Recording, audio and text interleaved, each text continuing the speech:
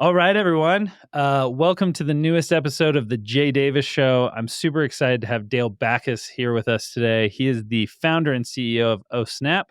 Thanks for coming on the show, Dale. Hey, thanks for having me. Yeah. Well, why don't you give the audience just like a quick background bio of what you've been up to the last however many years you want to go through. We can start Yeah. wherever. Yeah, that's the trick is determining the window in which to include in this backstory. But Yeah. um, I've done this a few times, so I can give you the short version, and then you can sort of probe on things if you're interested. Uh, I came to high school, really enjoyed video production, and then had my best friend in late high school was also really advanced for the time in that space, and so we partnered together and started doing a bunch of things. Got really into that, and then started a small production company called 5 Point Productions. This is in the early 2000s, where film to digital transition was just now starting. The Red One hadn't even launched yet, and so we were trying to essentially sell, car ads to car dealerships is what went horribly. Yeah. Long story short on that, ended up winning this Doritos Crash the Super Bowl contest in 2000. And I always get the date wrong on this. I want to say 2007. Okay. Well, it was basically a consumer generated ad contest. Anybody could make a Doritos ad, and then the winner would go on to ultimately grand prize win a spot in the Super Bowl commercials lineup. And we did that, and we won, and that sort of propelled the agency into a little bit of regional notoriety. Started getting more jobs because of it, and then we quickly realized that our production quality was not up to snuff. Again, production quality back then was much more expensive to achieve, and so we Yeah. were always trying to come up with little workarounds, little hacks and DIY things to improve our production quality, like home built dollies and lighting fixtures and things like that, camera adapters, lens adapters. And one of the things I built was a small kind of wearable computer that you could kind of run off a battery and plug in an uncompressed HDMI video signal into it, so we could record the uncompressed. Because back then HDV was a predominant digital format. Yeah. Compressed looked terrible, couldn't grade it worth a crap. And so I was always building things like this. And one of the things I built was a little monitor, a little 12-inch high definition monitor made out of bend sheet metal, that we could use to monitor the PC we were recording with, but also switch over and monitor the HDMI input of the camera. And then we realized, because after we built that, there wasn't really anything like that. And I was like, this actually seems like more to my jam, of Yeah. building a physical product, selling one thing to many people instead of making a production and then selling it one time and having to go sell it yourself again, which is the agency production model. And so we started that business called Small HD in 2008-ish, 2008. We're knowing nothing about anything. It's unbelievable it worked at all, because man, we were just so naive going into that. If I would have known, probably wouldn't have even done it. But we just learned on the job, and I have no engineering or mechanical engineering background or electrical engineering background or any background. And because I didn't go to school or I guess higher education. And just figured out how to build stuff, learn CAD, learn CAM, learn how to, basically cobble things together, parts from China and local machine shops and things, and built this monitor called the DP1, which we ended up selling and launching the business with. We kind of did a Kickstarter before Kickstarter was a thing, on our own website, using like local forums on Yeah. media info, like that. Old school stuff. And so started that business, and then realized how cash intensive that business was, which is didn't expect it, knowing nothing, obviously. And so we needed some more money to launch our first real sort of custom product, which is the DP6, which is a 5.6 inch, 800p resolution, which is, for the time, was like Yeah. amazing. It was very high pixel density for the time. Found this panel, we just couldn't afford all the custom circuitry, which you're having done in China. So this Super Bowl contest came around again. This time they were offering $1 million of a grand prize, and grand prize meaning you had to get through all the steps, the voting and the judges and the panels and all that. Then you had to get aired, and then if you got aired, you had to get into the first place in the USA Today ad meter in order to get the $1 million. And so, long story short, there we did it again, won again, but we placed second in the ad meter, which netted us $600,000, which we used to invest in inventory in the business. So that got that business sort of off and running. Fast forward 7-8 years, ended up selling the business in 2014, down to about 11 million of revenue before we sold it. And then I stayed there for another 5 years, got to 30, and then decided, you know what, I'd kind of done this part of my chapter of my life. I've learned what I think I needed to learn, both on my own, working for a large public company that acquired us, and I wanted to go try it again. So then 2019 started OSnap, launched a Kickstarter campaign for that product, which is a phone grip, essentially think pop socket, but just different. And launched, did about 700K on the first Kickstarter there. That product went horribly wrong, was failing at like a massive clip. And so we had to redesign the product really quickly, right as the pandemic was coming into full effect in like April, May of 2020. Re-kickstarted that in May, launched, raised $1.2 million on that campaign, which is really what propelled us Snap forward and allowed us to kind of get where we are today, which is, the generation 4 going on 5 Yeah. of the grip and other stuff as well. So I got long winded. I apologize, but there's just a lot to No, cover. I love it. No, that's actually a lot of interesting stuff. We were talking about this before. We have very similar. I got into video and viral videos, and then eventually started an agency as well, and then shifted into physical products. And it's been amazing to see that transition. I always tell the story of like in end of 2011, early 2012, I helped start an event company called the Color Run, and we were doing like this event. We needed to film it, and it was like, hey, is there like, how do we film aerial footage? And so we hired a helicopter for $2,500 an hour because drones were like just not there. Like they were just like, yeah, you could get them, but they were like kind of DIY. And then 3 years later, it was like, oh, you can, maybe even like a year or two later, the Inspire came out and it was, Yeah. you know, and so I always use that. What do you think?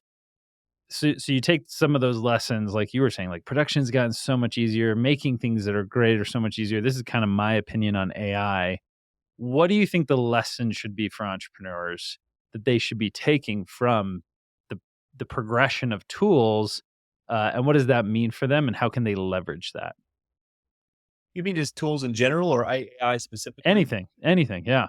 Cameras are Yeah. so. I mean, your iPhone can make stuff Yeah. that you would have dreamed of in Yeah. I 2008. think I think in I think in general, the more successful people in the spectrum of entrepreneurial success in general are the people who are very, very curious about the world and the industry they're in specifically, and therefore are much more aware of the tools, right? There's just a million tools at our disposal now. And that's the biggest difference I see running a business today versus starting small HD in 2008 was, back then there was no Alibaba, there was no Kickstarter, there Shopify, was yeah. no Shopify, it was all build it yourself or cobble together some WordPress theme or, Yeah. you know, Boxy cart or whatever, some random, it was, you had to be a lot more, um, knowledgeable and capable with all the tools, kind of making things work to do e-commerce back then than you do now. And so really, but there's a million, obviously the GPT and everything coming out now, there's even more so, but I mean, just the other day, Photoshop came out with this, ability to essentially take Yeah. your product photo and replace the background and like really convincingly. And like that, even Yep. like this, who was it? It was like can't remember who it was. I just sent it in Slack the other day. Anyway, Slack, another tool. Just be aware of the tools, study what's out. There's a lot of great newsletters for stuff like this that I'm on, just in AI world or in product development world or in SaaS world or whatever. And just knowing how you can cost effectively reduce your cycles that you have to personally spend on things in general, just in your business, leverage technology, leverage the tools to allow yourself to focus on where your superpower lies, right? Because the more you're not focused on that, the business will suffer, guaranteed. I love it. No, I think that's great advice. What do you think is the most common? I'm sure you get friends who are entrepreneurs who own businesses come to you and ask you for advice. What's the most common mistake you see? What is everyone doing? Most people vastly underestimate the time it takes to do things. Yeah. Especially in physical product world. If we're talking physical product world, you vastly underestimate the cost and time it takes to launch a good physical product. And that really, there's a lot of grade to that as well, right? Whether you're, doing like a drop shipping thing, for example, or you're kind of developing something yourself. I just think people don't understand how many pieces there are now, right? Because part of this tool thing I just talked about is the fact that now the expectation Yeah. for any brand has gone way up as well. And so really the only way to survive is to leverage the tools that exist. Like take Shopify, for example, right? There's base Shopify or Shopify Plus or Pro, or whatever they Yeah. call it. Right. But then there's a million little widgets and things you have to have now to kind of be on parity with everybody else, right? Little plugins that all cost money, and like your email, the Klaviyo plugins or whatever it is, whatever email system, the Yeah. Attentive if you're doing SMS messaging, upsell promotional things for your cart, various themes and ways to kind of aggregate things around your website and kind of present them to people the right way. That's just some of them, right? There's user behavior plugins, and so just understanding, how much detail there is to a business, especially in e-commerce, or I guess not especially, but just in general, but in e-commerce, just knowing, just how to leverage all those things, but also making sure that you're not, because I just think people in general underestimate how complex these mechanisms you're building can get and be, and that you really need to make sure that you're thinking about the user experience and the marketing and the things that really move the needle, and automating as much of that stuff in the background as you possibly can. And then, bringing in people, right? Cause that's my biggest thing. I tell people when they're asking me about business advice or whatever, I say, I think the power of delegation, is a power. I think a lot of CEOs tend to be type A and want to control every little thing in the business, and that can just suck the life out of you Yeah. and like get you spinning your wheels in quicksand, for things that really aren't moving the needle. And so what I do almost to a fault is I've always had this ability to galvanize people around me, right? So, because that's really your investment should be primarily in your product and your people, and the people you put around you, install around you. So there's like 5 pillars of any business, roughly, right? Operations, finance, sales, marketing, and product. And generally speaking, you want, ultimately not at first, right? You basically start as all those, and then you want to start adding people in order of priority as it applies to your business in those roles. And you want to empower those people to just build that part of the business as like it's their own little business within your business, right? And give them ultimate autonomy. And your job is to just kind of be there for them, to support them in the way they want to be supported, and make sure they align with your vision for the company. Because as a CEO, your role is to be the vision for the company, Yeah. but it's other people's jobs to implement the vision. I think a lot of people wait too long on that part of it, or just don't know how to do that part of it. Yeah. Because get from 5 to 10 to 50 million, you just have to. I mean, you just have to learn how to step out of the details, look at the big picture, and bring in people around you to implement the day to day. Have you read Rocket Fuel? That sounded like, No, I don't think so. I've heard of it, but I yeah, haven't read it. very, very similar. I think, and it's the book that I recommend to people the most as entrepreneurs, who they're like, "Oh my gosh, I finally understand." That's Yep. exactly what you said. So it's you've had to learn it the hard way. I just read about it Yeah, in a I book. mean, that's really, yeah, I've been You doing did this it. for yeah, I've been doing this for 15, 16 years, and I've done about every wrong way you can imagine, right? So Yeah. just by process of elimination, I've learned somewhat the right way to do it. And I'm not Bill Gates or anything, but there's still a lot more to learn. Just that's the other part, I guess, is another lesson there is just always just be a student, be curious. As soon as you think you know everything, you've lost. Yeah. Bottom line, Yeah. bottom line. So true. There's always more to learn. Yeah. So true. What'd you learn from the Super Bowl? I mean, that's a pretty wild experience, Mhm. I'm sure. Yeah. What was that like? What I learned from you mean that Getting your experience overall? commercials on, and yeah, and doing Yeah. that. I mean, honestly, those were so long ago now. Honestly not sure if there's a tremendous amount of learnings to that apply today, for that. But all I can say is it was a really, really, I don't know, surreal experience, especially the second time where we actually won a significant sum of money for, shooting an ad and essentially in our backyard. And it just shows, like, to me, I think one of the biggest things I take away from that whole thing sort of in total is constraints. The concept of constraints, Yeah. I think, is not talked about enough and is extremely valuable in any sort of business application. So, for example, in product, you know, I think one of my superpowers is the ability to design compelling product. I have some weaknesses that I have to cover off by adding the right people to the team that make it all actually work at scale.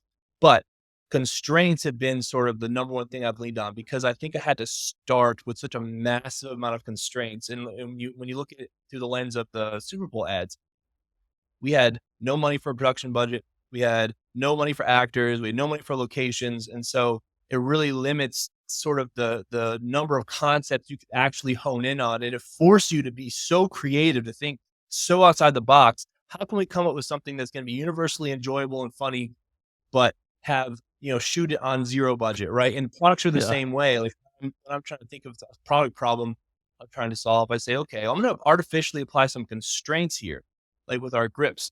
The grip has to be 2.5 millimeters thick, for example. Well, that's really, really, really thin. There's not a Yeah. lot you can do. It forces you to think more narrowly in certain areas, that then once you kind of figure out, oh, I could do this thing, well, then you remove the constraint and apply another constraint somewhere else. And so kind of starts to fill in pieces of the puzzle disparately, and then they start to connect.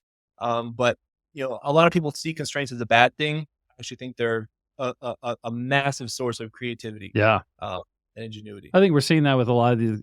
I just saw this week a company that raised $40 million and is going under and lost crazy amounts of money every year. And, I then look at Pillow Cube that's like been bootstrapped, and we just kind of did ourselves. And so then you get in tight times, and it's all the people who are used to working under constraints are like, we can figure it out. We've done it before. And the people who and I think that's something a lot of entrepreneurs don't appreciate. They're like, oh, if someone would just give me $100 million, I know. you'd likely blow Biggest it. fallacy. Yeah, absolutely. Biggest fallacy. Honestly think the business or entrepreneurship landscape is sort of built with so many sort of hard thresholds that you have to overcome for a reason. Because Yeah. that if it's too easy, you're not going to be a good steward of that money if you haven't actually gone through the fires and enough to at least appreciate the money, and kind of knowing, having that frugal mindset, and having that every dollar I spend has to be some ROI attached to it. And it's not always direct, it's not always obvious, but at least you have to have some argument for why you're spending it. I mean, Yeah. we're talking about somewhat significant portions of money, but that's what I always go to. Man, I mean, as a CEO, as you can imagine, I mean, as you know, people just, half your day is just making decisions, right? Yeah. People come asking for stuff, right? And it's the easiest sort of go-to I use in my sort of decision matrix is, well, what's the um what's the ROI on this, and we have to obviously guess in a lot of times, but if it's straight up zero, or it's like dunno, or can't even venture a guess, and it's probably not, there's probably better uses of cash. Yeah. Yeah. Sometimes you have to be very speculative too. So I know it's the other side of the coin. You have to, and that's part of the Take job of risks. being a CEO or entrepreneur. Yeah, is sometimes you have to just take a leap. And that's the hardest part for a lot of people. Like my partner Mark here, who's oversees operations and finance. This is one of our big struggles. Is he's much more conservative. I'm much more risk taker, type personality. Yeah. And sometimes I'm like, so I literally just said, hey, you have to have an ROI, but sometimes you just don't, and then you have to just use your gut and your intuition, and hopefully your experience, if you have it, and take a leap of faith. That can come through the means of hiring people. You really need that key person, but you don't feel like you can afford them yet. And, I like to be very protective about hiring. Cause at Small HG, the mistake we made there is literally be like, oh man, that light bulb needs to be fixed. Let's hire a guy to change it. And let's keep him here full time. It's like, it's so easy to hire people. And your first business, it's like almost a badge of honor, oh, I have Yeah. 30 people, 50 people. And ultimately you're at 100 people, and you're like, oh my God, why are there so many people? And it becomes such a beast in and of itself, because, this is the old adage, hire slow, fire fast. Just make sure you're hiring people for the right reasons, and make damn sure you hire the right people. Yeah. No, it's interesting shifting. I feel like the entrepreneurs I really respect right now, and people I've even met through the podcast, are the people who are obsessive about revenue per employee, and they're trying to get higher on that number. That's a great They're like, KPI, hey, yeah. I'm at 2 million per employee, and I'm trying to hit 5.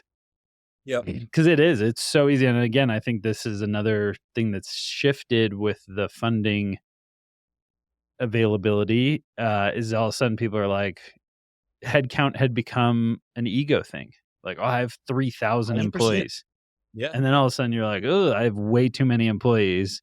And I met someone who's doing 250 million a year with 45 employees, and his Mm. goal is to hit 10 million per employee. And it was like, dude, that's amazing. Yeah, But that's a good number. it's crazy. Eh, Yeah, I think we're at about one-ish, maybe a little more than one. which is Um, incredible. I mean, like, Apple is the best, I think, Fortune 500 in that regard, and they're at 1.8. yeah, And I think that's a shift. Is a lot of people are now saying, I'm going to focus on that. What can we do revenue per employee wise, rather than how many employees can I have? yeah, yeah, and it's a fine line, man. Just culture and management in general. It's something I battle with a lot. Just in my own head, really. It's I have a much different ideology with this business than my last one. Like I said, I'm trying to keep it small. I keep telling people, really don't want to go above 20 people. I think we can achieve our goal here at this company with less than 20 people. And so I'm very protective over who we hire and how we hire and when we hire. Um, and, but it's like, I also don't want this very, very strict sort of clock in, clock out, Yeah. here's your PTO time, where the hell were you this afternoon kind of stuff. I expect people I hire to be adults and to do both and to keep the best interest of the business in mind. A lot of it comes with incentivization structures and all the other stuff, but really you want people bought in. You want people to think of the business as much as no one's ever going to care about the business as much as I do Yeah. or you do, or this is a famous Gary Vee saying, right? Well, how do you expect your employees to care as much about you if they don't own the company, right? And Yep. they're never going to do that, but through the right culture and just if you show people respect, they tend to reciprocate it. And so, I ask them, to work a little harder and they will most of the time. It's like if you need it's sometimes you have these surges of demand for, output, right, from your employee pool. But it's easy to sort of knee jerk that and hire some people because that surge and then it flattens out, right? Because there's ebbs and flows uh, your human resource demand. And so try to ride those things out. And if it doesn't look like it's going away in a month or two, then maybe it's time to look at hiring someone. But Yeah. again, it's just great to keep an eye on those metrics. Revenue per employee is a great one. Yeah. Absolutely. Well, I think, like you said, it's so easy to just throw up a posting and hire another person. So I love that advice of like, hey, let's wait 3 months. It might Yep. just be things are Exactly. crazy right now, and let's see if Mhm. that persists. And then if it does, let's think about bringing another Yeah. person on. But What I do is I literally, as soon as I feel the need, like, oh, we need to hire someone, I say, okay, well, I'm not. Let's mark the day when that thought occurred. Let's check on it a month from now, 2 months from now. If the thought and the need, the urge is still there, okay, then let's maybe start a process. But there's a thing with all this is like there's such a fine line, man. Like yeah, balance is the number one thing. It's just sometimes you need to move fast, and sometimes it pays to move slow. And I wish there was a clear blueprint for when and how, but there's just not. yeah. It's like you said, never stop learning, rely on Yep, your intuition, learn, yep. learn from Yep, your invest in mistakes. man, invest in the people, Yeah. right? Like, just hire slow, really make sure they're a good fit. If I can, I don't hire people straight away. I give them a contract for 60, 90 days, feel them out, make sure they're a good culture fit, make sure, kind of really Yeah. test the waters with them, and then if it looks good, hand 'em an employment contract, but, that doesn't always work, but, it's the trial, employee trial is something I love to love to do. It's a lot easier to let go of a contractor than it is to Yeah. straight up hire someone. Yeah. Totally. Yeah. Day before you marry. Well, Mhm. people can go to ohsnap.com. That's ohsnap.com to see your products. Any other call to action, any things you guys are working on, or things that the audience can go do to help out? Yeah, I mean, osnap.com is great. We're really on a mission at this company to rethink the whole kind of everyday carry lifestyle with your phone. Starting with the grip. Everyone knows what a pop socket is, and they built a great business and very, very impressed with what they built. However, the needs and the landscape is shifting, right? Yeah. The grip needs to modernize. It needs to be better, smarter, thinner. And we're on a mission to do that. We're not there yet, because it's much more challenging than I ever thought it would possibly be. I mean, if anyone knew how much time and effort and churn has gone on in the background to try and build this thing, Yeah, it would blow your mind. Yeah. But we have some stuff coming down the pipe in a few months from now. I really think is just the chef's kiss moment for Yeah. this company, and so I'm really excited about it. So yeah, check it out, osnap.com. Dude, love it. Well, thanks for coming on and sharing your wisdom and hard learned lessons. We always Yeah, appreciate it. yeah. Thanks for having me, Jay. Awesome. Thanks, Dale.